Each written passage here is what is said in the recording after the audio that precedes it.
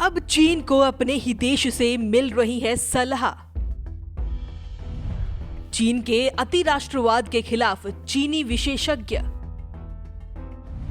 America से ना भिड़ने की दी चेतावनी।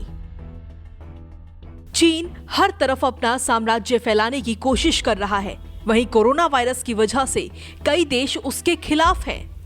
ऐसे में अपनी गलतियों को सुधारने की जगह दूसरे देशों से रिश्तों को और बिगाड़ता जा रहा है।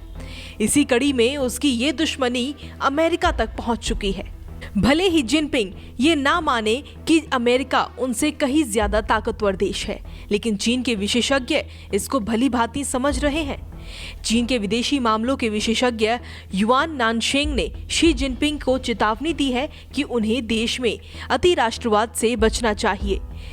दरअसल चीन के विदेश मंत्रालय के think tank China institute of international study के विशेषज्ञ युआन नानशेंग देश को आगाह किया कि वो अमेरिका को हल्के में लेने की गलती नहीं करे। युआन ने कोरोना वायरस के खात्मे के बाद अमेरिका की चीन के प्रति नीति को लेकर लिखे गए लेख में चेतावनी देते हुए लिखा, हालांकि इस बात की संभावना कम है कि चीन और अमेरिका एक दूसरे से अलग होने की राह पर आगे बढ़ेंगे, फिर भी इस संभावना को खारिज नहीं किया जा सकता और इस पर सतर्कता पूर्वक ध्यान देने की जरूरत है।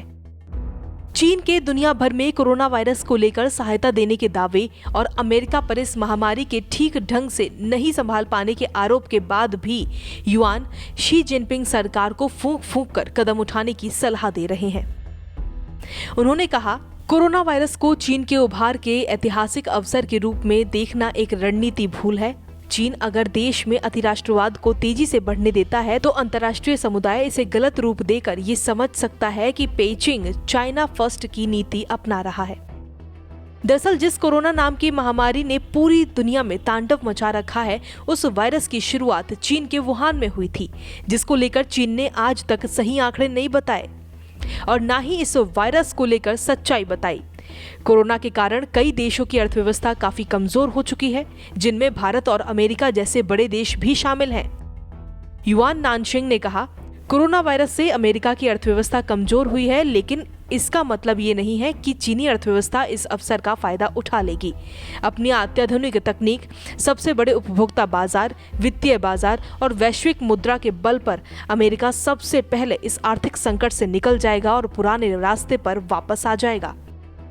चीनी विश्लेषक का ये बयान ऐसे समय पर आया है जब दोनों ही देशों में ट्रेड और ताइवान समेत कई मुद्दों पर तनाव बढ़ा हुआ है।